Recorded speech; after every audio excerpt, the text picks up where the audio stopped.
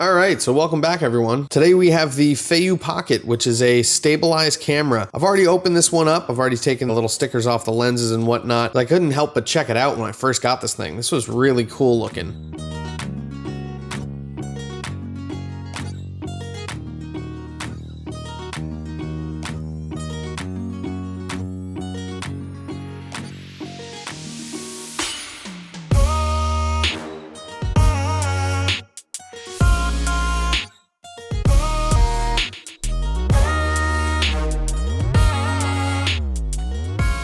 Sort of a clone of the DJI Osmo Pocket. It's that handheld stabilized camera. It does 4K, 60, can also shoot HD up to 120 frames per second. It's got a sweet little touchscreen, and yeah, I'm really excited to check it out. It also came with this, which is basically a clone of my Ulanzi little tripod, which I'm using right up there on a light. But this thing extends, gives you a little bit of extra room. I was hoping that it was gonna come with a some sort of cell phone to pocket mount, but alas, it does not. You can still connect it with your cell phone, and you actually have to in order to get this thing started. But let's check it out. I'll show you what's in the box and what arrives when you're unboxing this thing. So nice sleek packaging. Feiyu has always been good about having some really nice packaging. And all right, here we go. Here's our manuals. It's gonna have the quick start guide, which I actually read this time. You have to download the app, and then you can go through and actually set up the camera with your phone, and that allows you access to more of the settings. But the nice part is the touchscreen is set up so that you can actually access all the settings directly in the camera. All right, so this is how the camera comes packaged. You've got your case, your USB to USB micro cable right here, and also your wrist strap as well. The case is super nice, just kind of flips open, tags onto that little spot right there really easily. It's all molded and, you know, fancy. Cool. Also allows you access to the charging port when it's actually in the case, which I think is a really cool feature. I love that Feiyu adds like those little details like that. All right, so let's get this thing out of the box. Okay, so here's the Pocket. Obviously it's not turned on, so it's gonna be flopping around a little bit, but these things typically do come charged, so that I know that this one has a little bit of charge in it. So we'll check out some of the features right now. Let's turn this guy on. Nice quick startup. It does say no card because, as you can see, there is no card in it currently. But yeah, this thing is amazing. It starts right up, works just fine. I already have it set on some cinematic color mode. So as you can see right there, the color is very flat. It's currently on a follow mode, which means it will follow in the tilt and in the pan directions. Which is really cool. I love that feature. That's a nice feature that Feiyu has on a couple of their things, but you can easily hit all follow mode, which means it will follow in every direction that you go. You can see there on the display that the head is staying in the same direction. I can even point it backwards. Or you can go to pan mode, which is just the pan axis is controllable. And it has a wide range of actual motion that it can go through. You can move it just about into its own, it'll say limit and actually force itself downwards before it shows itself on the thing, which is really cool. It's a nice function, and it keeps you from kind of messing things up. If you press and hold, you're gonna get lock mode, so you can keep it locked in that one direction and then move the camera around accordingly. So if you press and hold this button, this is gonna be actually how you set up your Wi-Fi. So press and hold that, your Wi-Fi settings will pop up there. You can adjust and change them as you need to. But here we have some other settings as well. Double click on the M button, the mode button, and it will recenter the gimbal. So say you're in follow mode. Oh, that's not what I wanted to do yet. Okay, so if you're messing around with this thing, say you go into lock mode and you kind of mess around, or you've got it in follow mode and you want to recenter this thing, simple double click will make sure it's recentered and all balanced out, which is nice. Good feature. 3 will give you something slightly different. That will actually flip the camera around 180 and give you sort of a selfie mode. This is honestly great for vloggers. It's a really, really easy to use mode. The field of view of the actual camera gives you some really, really nice, like wide enough video for vlogging, but also the stability adds so much that honestly, I would use this over some of the larger cameras, like the mirrorless cameras that I have been using for vlogging, just because of the ease of use of having something this small pointed back at you, shooting in 4K, getting good quality video at a high bit rate. And, you know, like keeping that stabilization. That stabilization is really, really helpful because you can have really, really nice cameras shooting vlog footage, but if they aren't stabilized in any way, it can be super distracting for your viewer.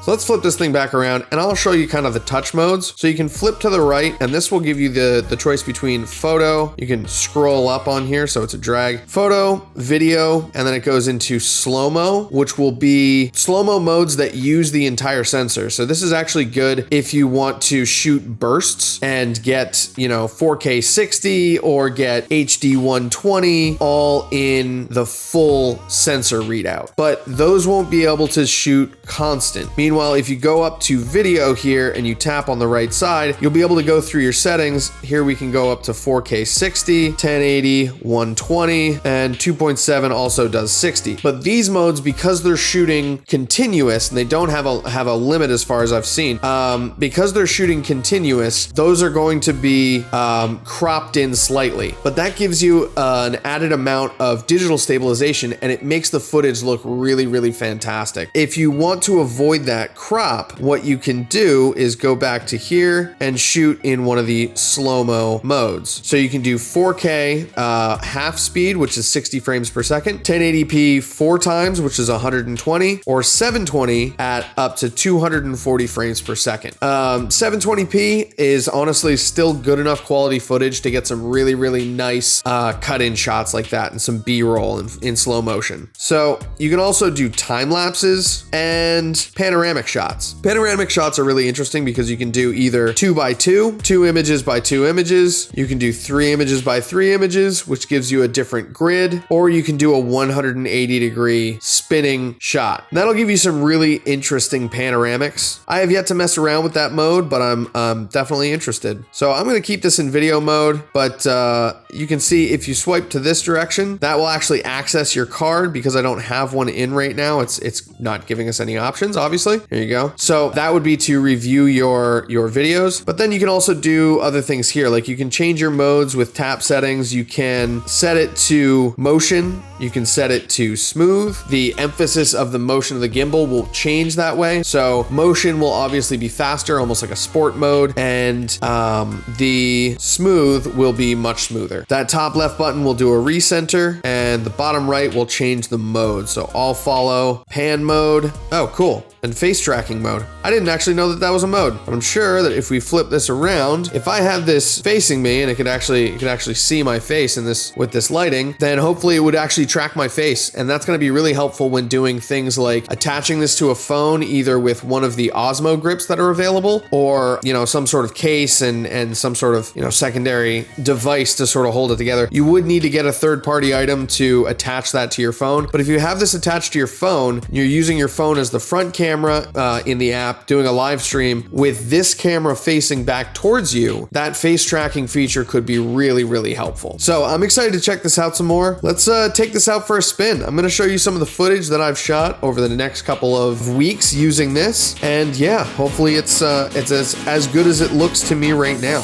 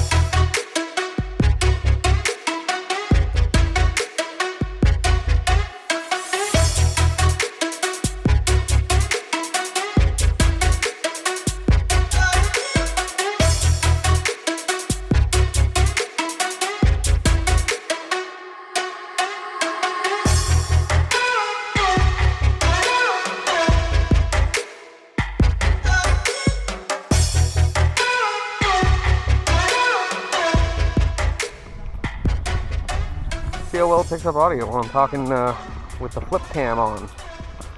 Let's see what this works like. Testing this thing out.